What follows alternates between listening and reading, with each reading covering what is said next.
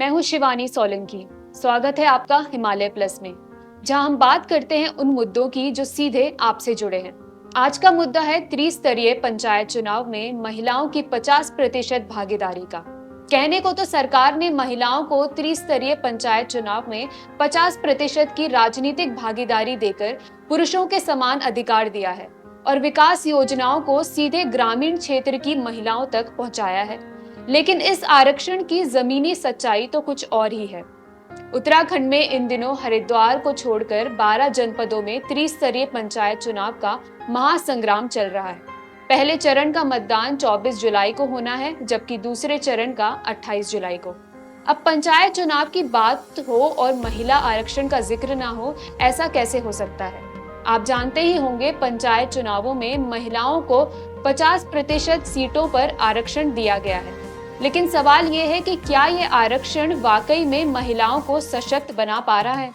1992 में भारत सरकार ने 73वां संविधान संशोधन किया, पंचायत राज व्यवस्था को मजबूत किया और महिलाओं को राजनीति में जगह दी। आज कई राज्यों में पंचायत चुनावों में आधी सीटें महिलाओं के लिए आरक्षित है।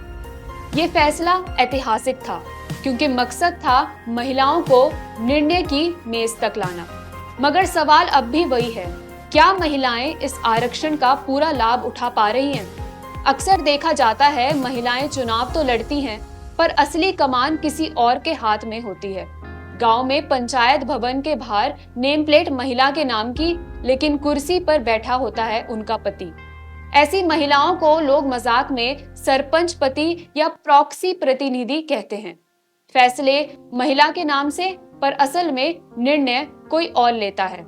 एक रिपोर्ट कहती है कि उत्तर भारत के राज्यों जैसे उत्तर प्रदेश, बिहार, हरियाणा, राजस्थान, यहाँ करीब 60% महिला प्रतिनिधियों के फैसले उनके पति या घर के पुरुष ही लेते हैं।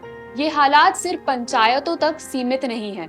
संसद में भी कई महिला सांसद हैं जिन्हें अपनी बात रखने का मौका नहीं मिलता, या वो दबाव में चुप रह जाती हैं। लेकिन इसका मतलब ये नहीं है कि महिलाएं काबिल नहीं हैं। समस्या काबिलियत की नहीं, सोच और सिस्टम की है।